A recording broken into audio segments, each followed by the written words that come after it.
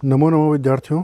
आज के सेशन में हम पढ़ने वाले हैं राजस्थान माध्यमिक शिक्षा बोर्ड द्वारा आयोजित माध्यमिक परीक्षा 2023 का मॉडल प्रश्न पत्र। इसका हम सखंड पढ़ेंगे और ये कक्षा 10 का प्रश्न पत्र है और संस्कृत का प्रश्न पत्र है। और पिछले वीडियोज़ में हमने खंड अ और खंड ब का अध्ययन किया था। तो चलिए शुरू करते हैं। खंड स, प्रश्न क्रमांक 12। अधोलिखित पदयोः संधि विच्छेदम कृत्वा संधेः नामपि लिखत। नीचे लिखे हुए शब्दों में संधि विच्छेद करके संधि का नाम भी लिखिए। पहला है पितुर्गृहम, इसका संधि विच्छेद होगा पितुः प्लस गृहम।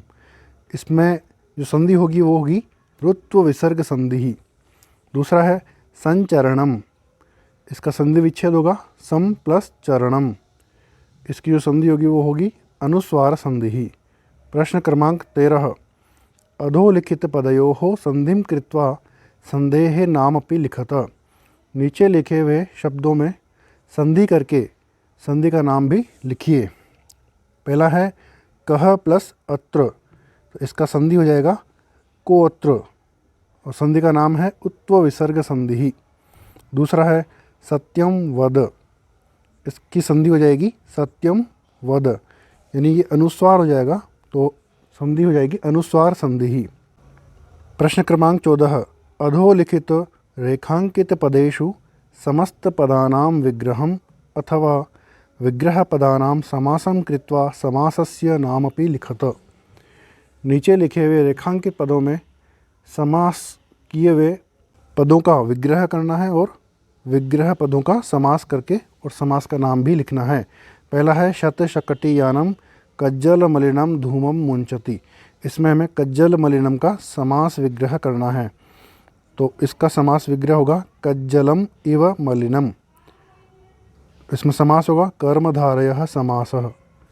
दूसरा है आलस्यम ही मनुष्याणां शरीरस्थो महान रिपुः। इसमें शरीरस्थों का विग्रह होगा वो होगा शरीरे स्थितः। इसमें समास होगा तत्पुरुष समासः। फिर है तीसरा विमूढ़ाधिः यस्य सः, तो इसका समास हो जाएगा विमूढ़धिः।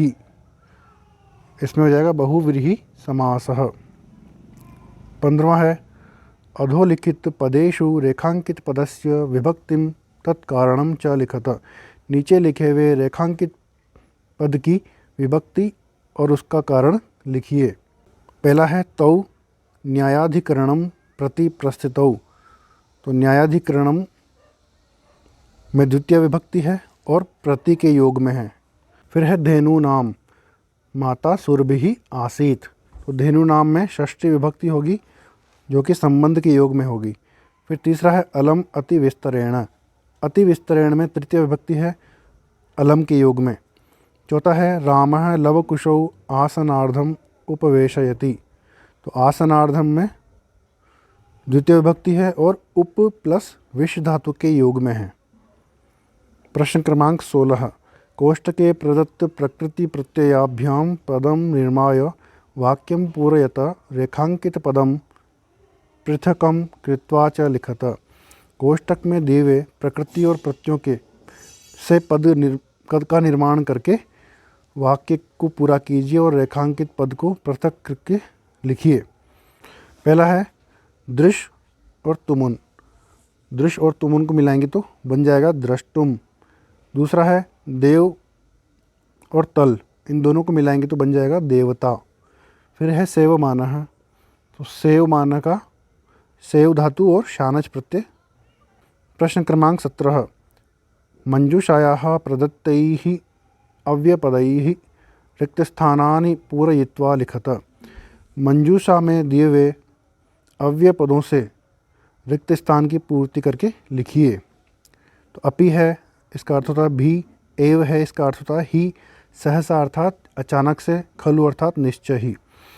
तो पहला है एक खगो मानी वने वसति चातकः, तो एक ही पक्षी है अभिमानी जंगल में चातक, तो यहाँ पर एव आ जाएगा। अशांतानि, यहाँ पर निश्चय हो रहा है तो खलु आ जाएगा। तानि एव महाविनाशम उपस्थापयन्ति। तीसरा है यहाँ पर व्यायामेन असुंदराः, व्यायाम से बदसूरत भी सुंदराः भवन्ति, सुंदर हो जाते हैं। तो यहाँ पर अर्थ आ रहा है भी का, तो हमें लगाना होगा अपि। प्रश्न क्रमांक 18। अधोलिखित पदयोः उपसर्गम शब्दम च पृथक कृत्वा लिखत। नीचे लिखे हुए पदों में उपसर्ग और शब्द को अलग अलग करके लिखिए। तो निर्गुणम शब्द है, इसमें उपसर्ग हो जाएगा निर और शब्द हो जाएगा गुणम। आगमनम शब्द है, इसमें आ हो जाएगा उपसर्ग और गमनम हो जाएगा शब्द। प्रश्न क्रमांक 19। कोष्टकेषु दत्तेषु पदेषु यथा निर्दिष्टां विभक्तिं प्रयुज्य रिक्तस्थानानि पूरयत। कोष्टक में दिए हुए पदों में निर्देश के अनुसार विभक्ति का प्रयोग करके रिक्त स्थानों की पूर्ति कीजिए। पहला है तत्शब्द है, तो इसमें चतुर्थी में हो जाएगा तस्मयी। दूसरा है अस्मत् शब्द में तृतीय विभक्ति में क्या बनेगा, तो बन जाएगा मया। प्रश्न क्रमांक 20। कोष्टकेषु दत्तेषु धातुषु निर्देशानुसारं परिवर्तनं विधाय रिक्तस्थानानि पूरयत। कोष्टक में दी हुई धातुओं के निर्देश के अनुसार परिवर्तन करके रिक्त स्थान की पूर्ति कीजिए। तो यहाँ पर भू धातु है और लंग लकार है, प्रथम पुरुष और बहुवचन में हमें शब्द बनाना है तो बन जाएगा अभवन। फिर दूसरा है लब धातु है, लट लकार है, प्रथम पुरुष और एक वचन में शब्द बनाना है तो बन जाएगा लभते। प्रश्न क्रमांक 21। अधोलिखितौ संख्यावाची शब्दौ संस्कृते लिखत। नीचे लिखे हुए संख्यावाची शब्दों को संस्कृत में लिखिए। तो यहाँ पर पहला है 117। तो संस्कृत में नियम है कि जो अंक बाद में लिखा होता है उसको पहले हम पढ़ते हैं। तो 17 बाद में है तो सप्तदश, फिर अधिक, अगर 100 से ऊपर है तो हमें लगाना पड़ेगा अधिक, और फिर 100 है तो एक शतम या शतम। तो इसको मिला के बोलेंगे तो सप्तदशाधिकैक शतम। फिर है 521, तो 21 पहले आएगा, एक विंशति फिर अधिक पंचशतम, तो मिला के बोलेंगे तो एक विंशत्यधिक पंचशतम।